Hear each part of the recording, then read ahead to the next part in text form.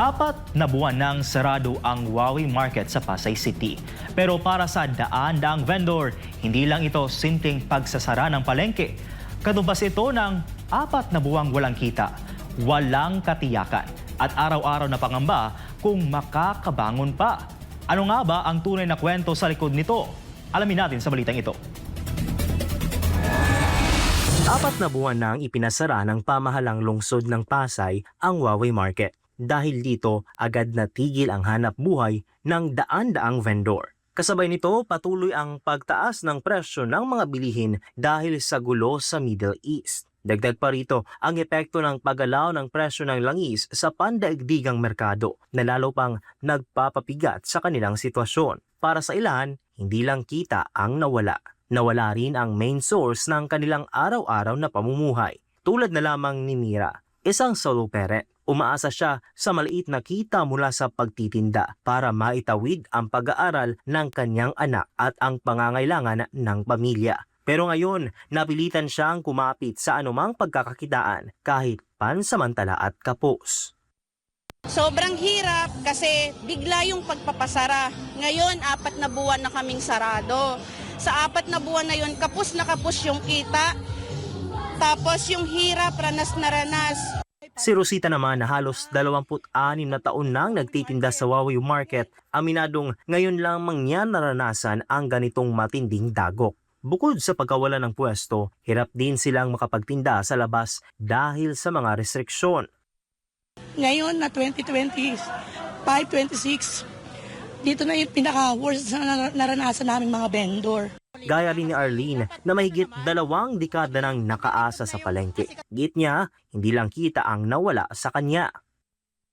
Yung mga anak ko dito na rin sila, dito ko na sila pinagtapos, dito ko na sila pinalaki, dito nang galing sa Huawei Market ang inano ko sa kanila, sinuport. Saka yung sa pang-araw-araw naming kabuhayan. Ilan lamang sila sa daang-daang vendor na umaasang muling makakapagsimula. Para sa kanila, hindi lamang ito tungkol sa negosyo, ito ay tungkol sa dignidad, sa pagsisikap at sa pangarap na maitaguyod ang pamilya. Ngunit para sa may-ari ng palengke na si Editha Huawei Manguera, hindi umano simpleng usapin ng permit ang pagsasara. Ayon sa kanya, higit 2 dekada nang tumatakbo ang Huawei Market at nakakasunod naman ito sa mga kinakailangang dokumento sa mga nagdaang taon. Naniniwala rin siya na maaring may bahid ng politika ang biglaang pagpapatigil ng operasyon. Kinwestiyon din niya kung bakit ito isinara matapos ang 2025 national at local elections kung saan tumakbo siya bilang alkalde ng Pasay laban kay Amy Calixto Rubiano. 23 years na po. Noong April 4, 2002, nung ito yung mabuksan. Hindi naman po ito pinapasara at tuloy-tuloy po kami nakakapag-comply at nabibigyan kami ng mga business permit. Noon lamang po na kami nagkalaban sa politika bilang alkalde ng lungsod ng Pasay. Ito po nag-umpisa na po itong panggigipit ng December 2024 po. Talagang galawan na ganito, halatang halata po ito. Halatang halata po kasi binanggit na po ni Yorme since 2003 pa, 2015, nagko-comply po talaga. Taon-taon po, meron po siyang dokumento na nagko-comply po. So bakit all of a sudden, nung lumaban po sa politika si Yorme Huawei, bigla pong nagkaganito. So maliwanag po yan. Hindi na kahit po sino na layman na tao, maiintindihan po na this is politically motivated. Using all the resources, police, andyan po lahat. Binabayaran po natin ng buwis ang kapulisan para gumawa kayo ng trabaho nyo, peace and order, sa buong syudad. Bakit po nakatutok lang sa Huawei Market? Hindi po nila trabaho yan.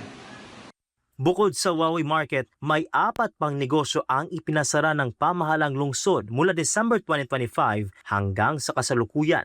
Sinubukan naming kunan ng pahayag si Mayor Amy Calixto Rubiano, ngunit wala pa itong ibinigay na opisyal na komento. Sa naunang pahayag ng Business Permits and Licensing Office, iginiit ng tanggapan na hindi maaring payagang mag-operate ang palengke dahil sa kakulangan umano ng mahahalagang permit. Ayon sa umiiral ng mga batas at ordinansa ng lungsod ng Pasay, Ang lahat ng negosyo ay kinakailangang may kumpletong prerequisites bago pahintulutang mag-operate o mag-renew ng business permit. Kabilang dito ang building permit, occupancy permit at sanitary permit. Kapag kulang o walang mga permit na ito, hindi maaaring pahintulutan ang operasyon ng isang establishmento alinsunod sa batas.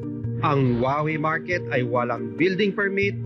Sa gitna ng magkabilang panig, nananatiling nakabitin ang kapalaran ng mga vendor. At habang tumatagal ang katahimikan ng palengke, mas lalo ring lumalakas ang kanilang panawagan na sana hindi politika ang manaig, kundi ang pagbabalik ng kanilang kabuhayan na matagal na nilang ipinaglalaban. Para sa Diyos at sa Pilipinas kumahal, ako si Prince Tripoli, SMNI News.